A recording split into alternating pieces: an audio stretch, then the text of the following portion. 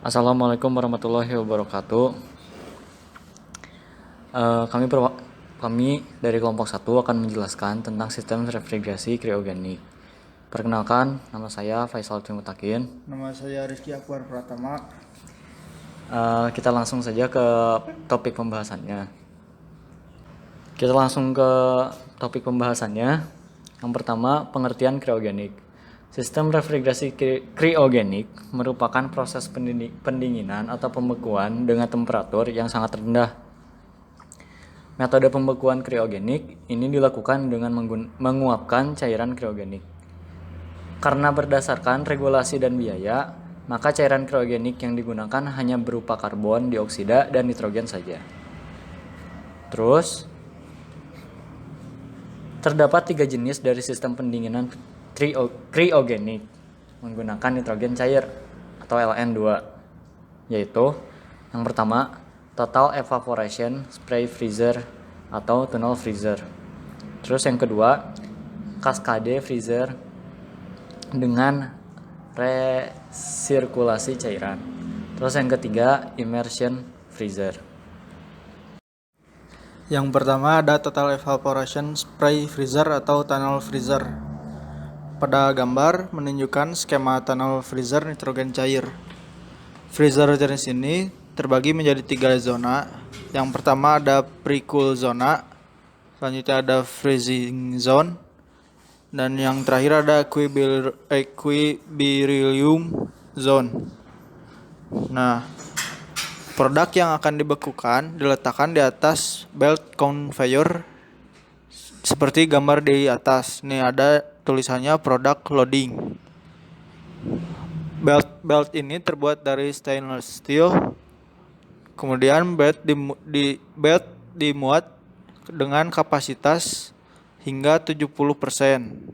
Kecepatan belt tergantung pada ketebalan produk, suhu, dan keluaran yang diinginkan. Nah, dari bagian utama dari terowongan ini atau tunnel freezer ini ada zona pre-cool, di mana nitrogen gas bertemperatur rendah diuapkan melalui kontak makanan di ujung terowongan.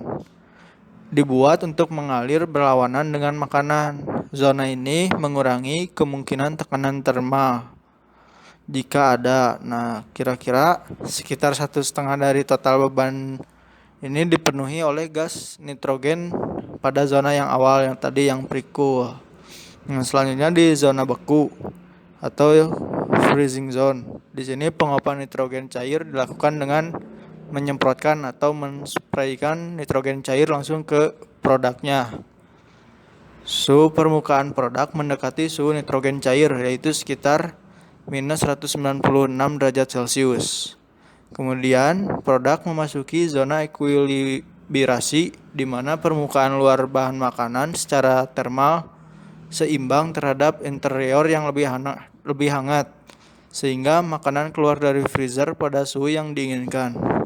Pada zona ekuilibrasi ini, sekitar 1% uap yang diperoleh dari zona beku diedarkan untuk mencegah infiltrasi udara ambien ke dalam pintu tunnel freezer. Jika tidak, udara yang dari luar ini akan menyebabkan penumpukan uap air, sehingga akan menimbulkan es pada produk. Untuk cara kerja cascade freezer dengan resirkulasi cairan bisa dilihat pada gambar menunjukkan sistem pemipaan cascade freezer. Pada posisi low stage atau yang ditandai dengan warna merah, tahap 1 sampai 2 refrigeran dikompresikan sehingga tekanan dan temperaturnya menjadi tinggi.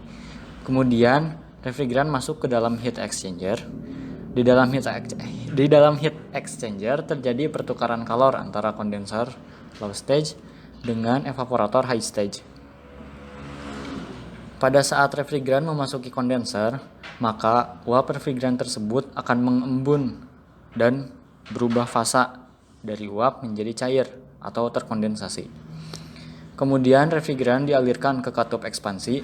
Pada tahap 3 sampai 4 ini refrigeran diturunkan tekanannya sehingga temperaturnya pun menjadi turun. Kemudian Di tahap 4-1, refrigeran memasuki evaporator. Maka refrigeran berfase cair berubah menjadi uap atau proses evaporasi. Karena refrigeran menyerap kalor yang ada di dalam ruangan yang dikondisikan. Pada posisi high stage, sama seperti low stage. Namun, yang membedakan adalah fungsi dari sistem itu sendiri. Pada high stage, sistem refrigerasi digunakan untuk mendinginkan kondenser.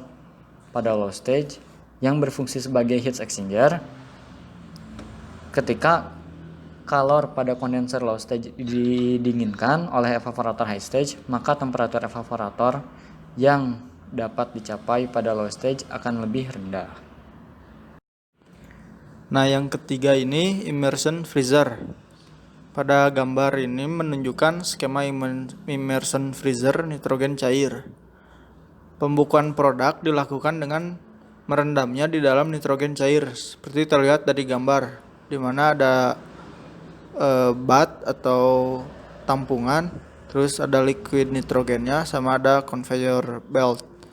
Jadi nanti produk ini yang sudah masuk ke dalam bath itu atau tampungan itu akan bergerak seiringan dengan konveyornya itu, sehingga produk ini akan suhunya sesama seperti nitrogen pada minus 196 derajat Celcius, dan suhu ini dipertahankan pada tingkat yang konstan.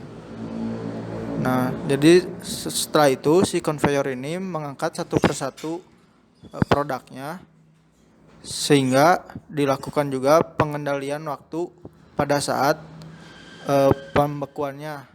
Ini tujuannya supaya tidak terjadi pembekuan berlebih dan sehingga akan menyebabkan produk itu rusak. Terus selanjutnya ada beberapa produk yang dapat dibekukan dengan menggunakan sistem refrigerasi kriogenik. Yang pertama, daging dan olahan daging. Yang kedua, ikan dan seafood. Yang ketiga, unggas. Yang keempat, pizza. Berikut adalah contoh video pengaplikasian sistem refrigerasi kriogenik ke suatu produk, sekaligus menutup penjelasan tentang sistem refrigerasi kriogenik ini. Terima kasih atas perhatiannya. Wassalamualaikum warahmatullahi wabarakatuh.